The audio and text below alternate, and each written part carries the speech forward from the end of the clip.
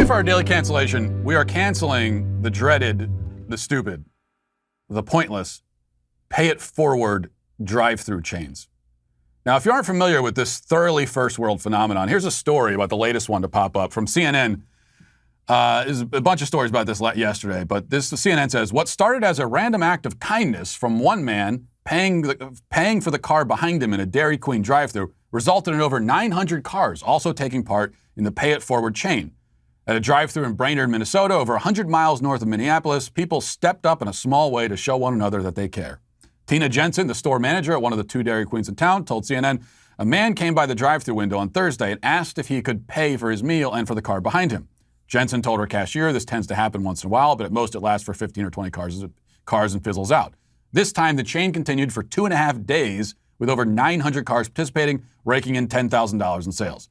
When the next customer came to the fast food chain's window, Jensen explained what the man in front of them had done, and the act of kindness continued to multiply. Jensen said, there's all different types of ways to help people. I think this touched a lot of people that we didn't even know it touched, deeper than we know. And you don't know what's going on in a person's life. When the chain closed for the night, on Thursday, one car left $10 to begin the chain back up on Friday morning, and then the same thing happened on Friday night, and it began on Saturday morning. Okay, so that's how it works. Somebody pays for the meal of the person behind them in line, then that person pays for the person behind them, and on it goes. But do you know who the real hero in this story is? Not the first person to pay for the next person. No, the real hero is whoever broke the chain and simply accepted the charity from the person in front and drove away, leaving the person behind them to pay for their own damned fudge sundae. All of the people in between the first guy, who may have been well-intentioned but should have thought more about the consequences of his actions, and the last guy, who had the courage to end the whole charade, everybody else, these were just sheep. They weren't performing acts of kindness. This wasn't charity. They did it because they were too embarrassed and felt too much social pressure not to do it. If it's charity at all, it's coerced charity, and not for a meaningful cause either. The people in the drive-thru line have disposable income that they were already planning to spend on the same kind of junk that you're buying. They don't need your money. Really, this kind of charity, if it is charity at all, again, is similar to the sort of charity that you perform when you're checking out at the grocery store and the cashier asks if you want to round up and donate your change to, orphaned sea otters or whatever. The only reason you say yes is because you'd feel like a cheap ass refusing to give your 27 cents to the sea otters. It's not something that comes from the kindness of your heart. If you wanted to help the sea otters on your own time, you would. Right now, all you want to do is pay for your carton of eggs and your package of paper towels and leave. The grocery store is taking advantage of your sense of shame to bilk another few cents out of you, another few cents of which they will surely take a cut, by the way. But while the grocery store charity gambit is a calculated ploy to take advantage of people who don't have the spine to say no, the pay-it-forward chain is more of a case of collective insanity. Everyone is doing it, but nobody knows why. If you want to understand how crazy it is, imagine how it would come across if you took, take the fast food and the cars out of the equation, okay? Now imagine you're standing in a long line of people waiting for something, and the guy in front turns to you, gives you $5 out of his wallet, and then suggests that you turn around and give the person behind you some money out of your wallet, and on and on and on. Now you're all just passing money backwards for absolutely no reason.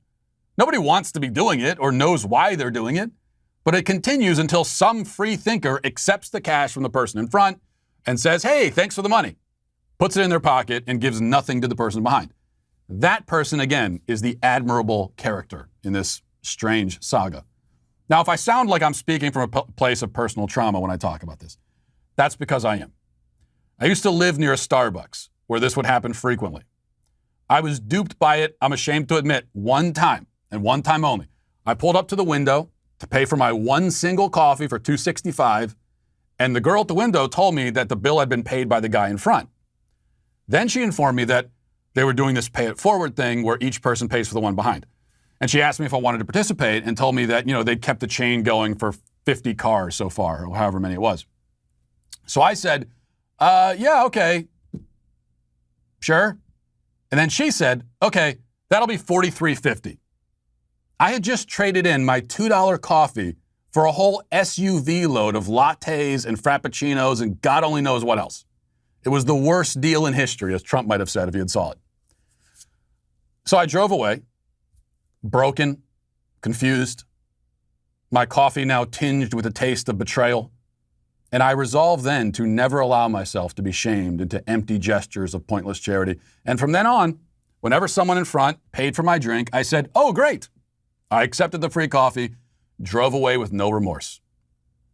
In fact, proud that I had saved others from this farce. And when the cashier asks me now about the sea otters, I say, "No, thank you. I don't want to help them. In fact, the sea otters can go to hell." And I walk away feeling fine, though wondering if I was a little harsher towards the sea otters than necessary. Anyway, this is why the pay it forward drive-through lines are canceled. Forever and always. By the way, I must also acknowledge my own debt for the cancellation today. This was inspired by Amanda Prestigiacomo, a writer for the Daily Wire, who spoke out against this yesterday. The pay it forward lines on Twitter got me thinking about this.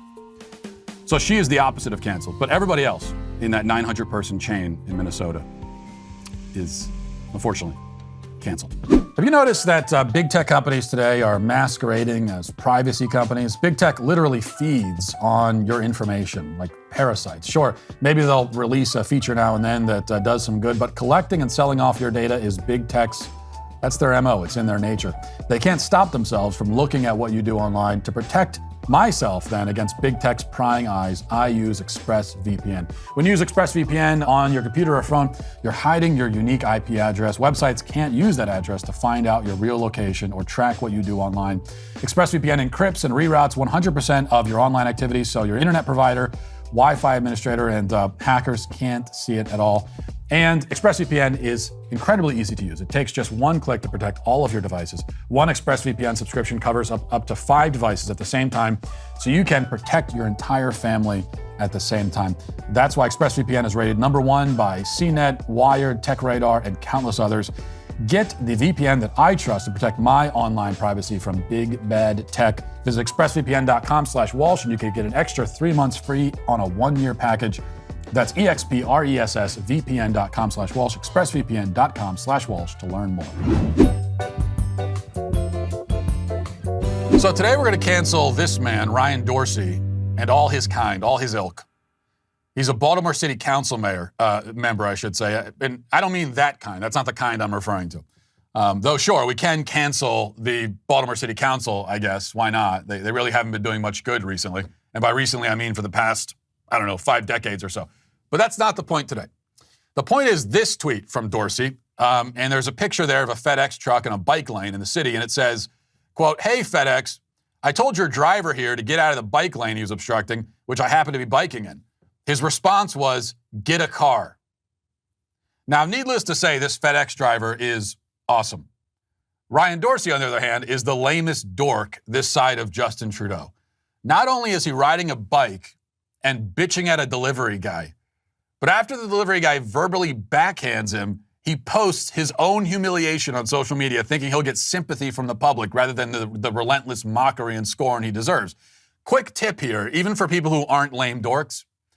When the internet has to choose between sympathy or scorn, it will always choose scorn. Always. So keep that in mind, or learn it the hard way, as Ryan Dorsey has. But this behavior is what I would expect from Dorsey, given that he is a cyclist. Cyclists, and I mean those who ride bikes on the street, and streets, those things where cars go, those kinds of cyclists are a cursed breed. They are among the worst people on earth, the absolute dregs of humanity. No offense intended. Every time I'm driving down a busy street and traffic is backed up for miles because everyone has to navigate around some weirdo on a bike, I am perplexed anew. How is this even legal? I think to myself, why are we allowing people to ride their bikes on roads where cars are supposed to go? Now, I get that you want to exercise. That's fine. But why are you exercising in the damned street during rush hour? I like to exercise too. I'm not going to set up a bench press on the freeway. I'm not going to take an ab roller down to the nearest intersection. Hey, give me a minute. I got 3 more sets, all right? Hold on. Why won't I do that? Because I'm not a lunatic. And I care about other people. Sort of. At least I'm not going to go out of my way to make their commute longer and more stressful than it already is. I'm not going to do that. Cyclists do that.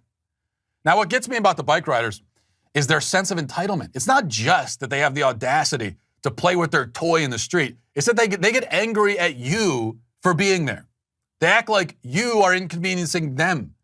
They act like you just jumped on the same elliptical that they were using at the gym. But the street is not your elliptical. It's a street. If you want an elliptical, go use an elliptical. And if you want to play with your bike, go to a park or a bike trail in the woods. Or maybe daddy can take you down to the tennis courts near the playground so you can ride your big wheel around. Maybe that. Or better yet, ditch the bike and be an adult.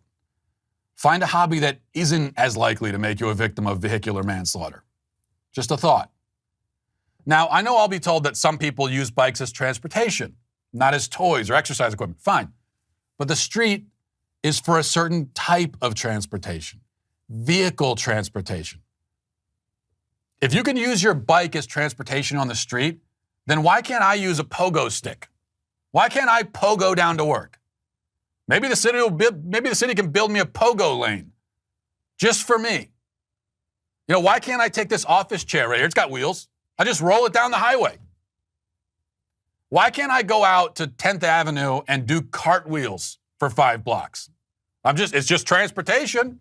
Hey, this is how I get to work, all right? I cartwheel to work. We all have our methods. Why not? Because again, that would be insane. And the road isn't made for it. The road, in fact, is made so that 5,000-pound hunks of metal can fly down them at high speeds. That's what it's there for. It's not made so that middle-aged vegetarians in spandex shorts can burn off some calories on the way to work. Commuting is not a time for burning calories anyway. That's the other annoying thing. The rest of us are jamming donuts into our fat faces while we sit in traffic and stew in our own body fat and misery, and you're riding by all brisk and healthy and happy.